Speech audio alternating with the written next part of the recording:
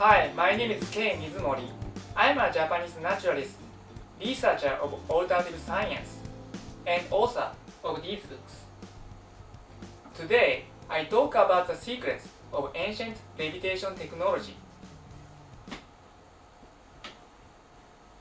When we see the megalithic structures, many people wonder, how did they transport the heavy stones? Scholars say those must be moved by ropes, sledges, and rollers. I think it is true. Actually, there is a picture which describes the labors of stone movings in those days.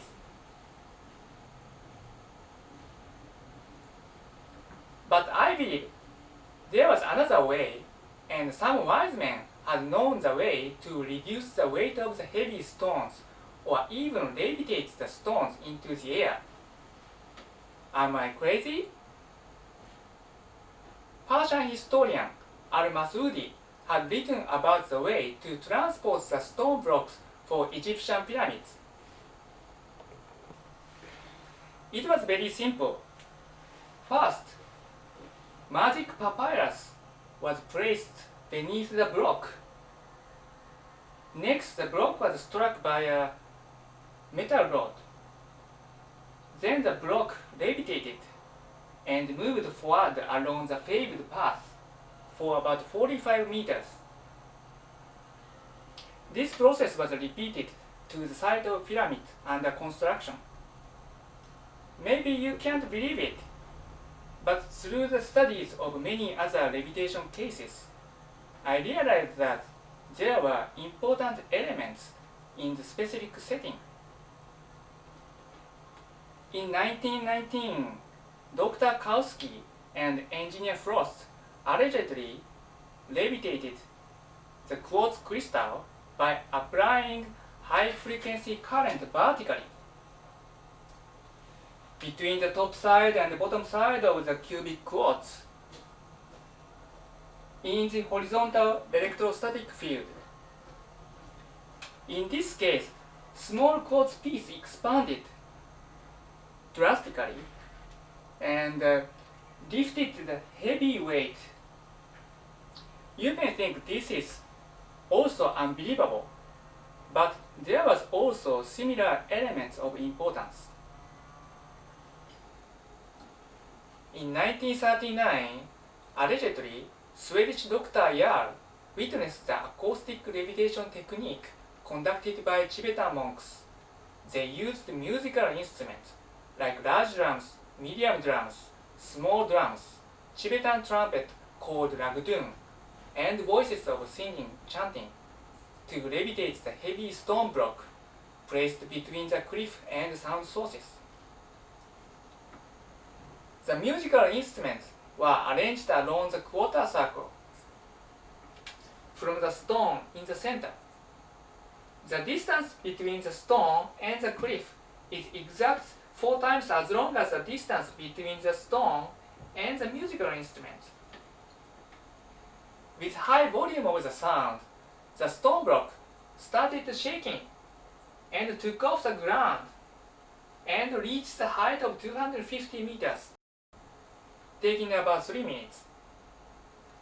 Then the monks waited at the height, could use the stone block for building the wall.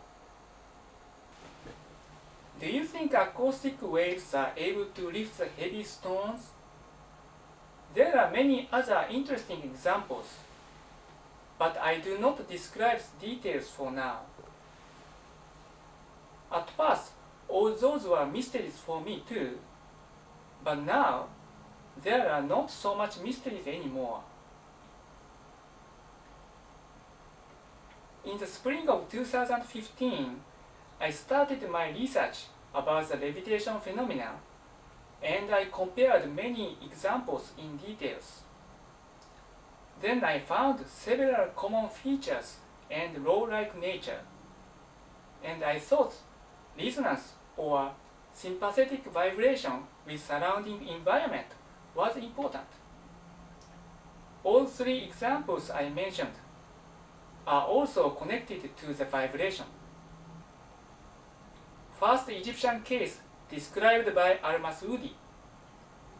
Striking by a rod made the vibration.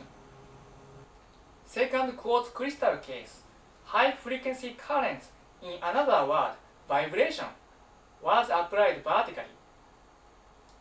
Third Tibetan case, acoustic waves generated the vibration. Now you may recall the ultrasonic levitation. Ultrasonic waves are emitted by a bottom transducer, and the waves reflect at the top reflector. Then at a certain point called node, small object receives a lot of vibration and levitates. Obviously, the vibration was the key to ancient levitation technology. Generally speaking, if the size of the object is less than half wavelength, the object is able to levitate. Ultrasonic sound has 20,000 Hz or more frequency. As the sound speed is about 340 meters per second, wavelength is going to be 17 millimeters. Because of the formula, velocity is equal to frequency times wavelength. That is, the size of the object should be 8.5 millimeters or less. People say it is easy to levitate small object by acoustic levitation, but impossible for large heavy object. It seems true, but I don't think it is always true. I reviewed several other levitation cases, and on July 31st, 2015, I thought I finally found one of the ancient levitation methods. But the method I found did not explain everything. Then I continued my research and I focused on unsolved methods in all aspects. A few months later, I found another method too. I realized that there were a few methodologies for the levitation. I think those methodologies can be classified into two. First, vibration plus initial upward force. Vibration at natural frequency produces, enhances, and maintains the mobility of the object. But normally, the object is placed on something, for example, on the ground, floor, table, and so on. Even if you apply stimulus to the object for vibration, it will soon dampen its vibration. Ideally, you apply stimulus to the object when the object is already floating in the air. Then the object will continue to vibrate, reducing its damping effect. But what we like to do is to levitate the object. We cannot start from such conditions. That's why we need initial upward force, like the repelled magnet levitates above the other magnet. To tell the truth, there is a successful example. It is ultrasonic acoustic levitation. By tweezers, small object is placed at the node spot, where receives a lot of vibration. This is one of ideal conditions. Looks like starting from floating condition. But we have to look for other conditions ancient wise men utilized. Second, cavity structure effect. Russian doctor Viktor Grebennikov discovered cavity structure effect. Special structure like honeycomb emits unknown energy. He even found anti-gravity structure from the exoskeleton of a specific insect. Then Dr. Grebennikov made this flying platform. He used the exoskeleton of a specific insect as a levitation source. Unfortunately, He died without telling the name of the insect because he wanted to save the insect and ecosystem from its overhunting. To tell the truth, I don't know exactly what the insect is, but as I know the mechanism, I can guess. With what point of view we should look for the insect, which part of the exoskeleton should be used, and how it should be used. Basically, I have policy to make public all my findings for the sake of humanity, but unfortunately, I reached the same conclusion with Dr. Grevenikov. As a naturalist, I deeply feel the existence of myself is sustained by nature and all creatures on this planet. I cannot reveal the methodology until I find and develop a suitable substitute by mass production. I believe making inexpensive substitute is not so much difficult. It is a matter of time if I have an enough budget. Therefore, I talk about the first method, vibration plus initial upward force. As I said, resonance or sympathetic vibration with surrounding environment is important because it provides a mobility to the object, and the object may float or levitate at minimum force, depending on its surrounding environment. It suggests the importance of assimilation. Suppose you swim in the water. If you become accustomed to the water and become a part of the water, you can feel your body is light, weightlessness. Another example, if you feel perfectly healthy and happy, you can feel your body is light. I think because almost all the cells of our body harmonically make sympathetic vibration one another, and also harmonically vibrate with the surrounding air. Here is one of popular human levitation by a Buddhist monk in Nepal. Soon after he starts meditation and chanting, he levitates. I don't know this is real or not, but I think similar phenomena is possible. Then what is going on the monk during the meditation? To achieve the levitation, I think at least the frequency of the brain wave should be in accord with the Schumann resonance over the surrounding air. Of course, it is not so much simple, and I think the hard discipline is required, as well as heartbeat control. Then I believe the stable vibration at natural frequency is the key. To do that, tuning consciousness and body to the surrounding environment like universe or nature should be important for success because it enables the assimilation. This is levitation performance conducted by an African shaman. Allegedly, he reached the outer consciousness and levitated. In other words, he reached the world beyond the ordinary conscious mind and lived out there and here at the same time. That is same as sympathetic vibration with surrounding environment because he assimilated into the other world. There is another example. Sometimes we hear sleepwalkers reduce their weight during the nighttime wandering. There is a researcher who measures the weight change placing a scale in front of the bedroom door. The weight actually reduced a lot. In this case, the sleepwalker also assimilated into the deep and wide unconscious states. That's why I think resonance or sympathetic vibration with surrounding environment is important for levitation or reducing the gravity.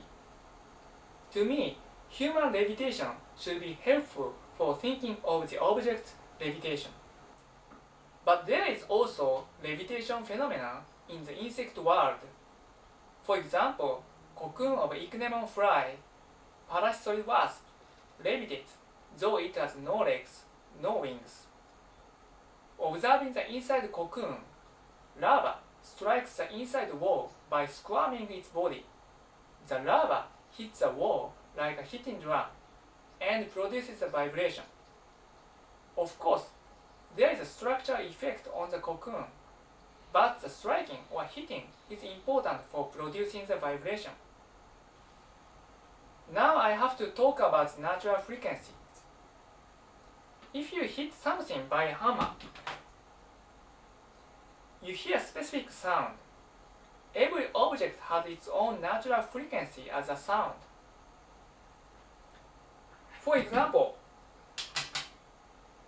when you hit the tuning fork, it makes vibration and sound. The frequency of the sound is, in this case, fixed at 440 Hz. That means natural frequency of this tuning fork is 440 Hz. Of course, this is manufactured to vibrate at that frequency.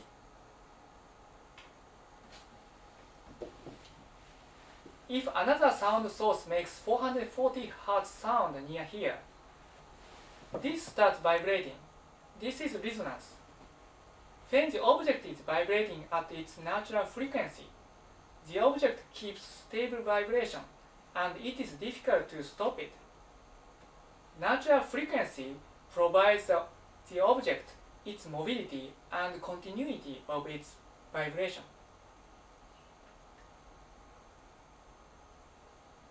Another example, I like to talk about the physical change of water molecule. Ice consists of water molecules. Ice is solid, heavy, and static. Liquid water is also heavy but flexible. Because the number of vibrations of liquid water molecule is greater than that of ice. If the number of the vibration of water molecules increases, it becomes light and water vapor, gaining the mobility. Generally speaking, as long as the frequency of the object is high enough and its vibration is stably kept, the weight of the object becomes relatively light. This condition produces great advantage for the levitation. But as I mentioned before, for levitation, the object under floating condition is favorable because it is able to reduce the damping effect. According to my research, ancient wise men had known the importance of not only the vibration but also the way to prevent the damping effect. If the object is in the air for a moment, producing the vibration is easy, because during a short time, you can strike the object by a rod or apply the sound wave for producing the vibration. Now we have to move on to the initial upward force. In the Egyptian case, a person struck the stone by a rod. As I said, this produced the vibration, but there was a special setting of other metal rods surrounding the paved path. In fact, those were sources of electricity and contributed to the initial upward force. Magic papyrus was also the key to the initial upward force, but for now, I'd like to focus on the electricity. To think the electricity, we have to look back to the Dr. Kautsky's case. High-frequency currents were applied vertically to the quartz crystal. This produced the vibration. Of course, the quartz crystal has piezoelectric property. High-frequency currents stimulates the piezoelectric property and produce the vibration. But the application of the current should be set to a certain direction, according to the crystal structure. Now you may remember that levitation was occurred in the electrostatic field. It is said Dr. Kautsky had difficulty to set the direction for successful results, because there are two reasons. First, the angle should depend on the crystal structure. Second, The direction of the electricity should be perpendicular to the direction of the magnetism, as we have learned the Fleming's left-hand rule. The direction is important to get the force, in other words, initial upward force. In the Tibetan case, though I didn't mention, there was a ball-shaped stone beneath the stone block. The mysterious ball stone were also found in Egypt, Peru, and other countries. It is said that those stones were used for stone levitation. Nobody solved the mystery of the stone yet, but according to my research, all those ball stones were made of quartz crystal or granite. Quartz crystal and granite has piezoelectric property. When a heavy stone is placed on the ball stone, piezoelectric effect causes the electric potential difference between the top and the bottom of the ball stone. The surface area of the top circle of the ball stone is very small when the heavy stone block is placed on it. Then the piezoelectric effect is induced and the vibration is also induced. If the heavy stone is on the sand, the whole bottom facet is touching the ground. In such a situation, it is difficult to produce the vibration. Surprisingly, this device, ball-shaped stone, is much more sophisticated than the experiment by Dr. Kowski in terms of the efficiency, producing the electricity and the vibration. As I mentioned, if the object is floating at the beginning, it is easy to vibrate the object at natural frequency. Electric effects contribute to such initial upward force. It is like a jumping device before applying the vibration. You may wonder whether the ancient people was able to use electricity or not, but they could utilize it. In the Egyptian case, metal rods surrounding the paved path produced the electrostatic field. In Tibetan case, the ball-shaped stone produced the direct current by piezoelectric effect and its special form. Moreover, even if they themselves don't know, the levitation of both Buddhist monk and African shaman is involved with the electricity. Initial upward force was provided by the combination of the piezoelectric effect, magnetic force, electromagnetic induction, and even mysterious effect. I like to explain all of those mechanisms in details, but it is very difficult for me to explain the technical concept about the levitation and anti-gravity in English, because I am not a native English speaker. But in the end, I like to mention my conclusion.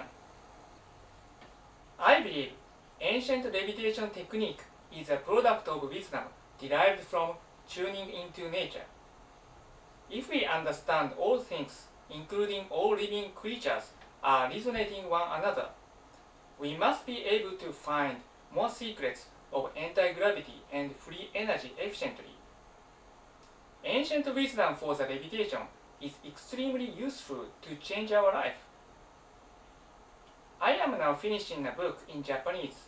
In the book, I review the secrets of ancient anti-gravity technology in details. If you like to know for more information, you may find the publisher to translate from Japanese to English. Thank you for spending your time for watching my presentation. I hope I can contribute to change the direction of our civilization and coexist with all creatures on this planet peacefully by the ancient wisdom I learned.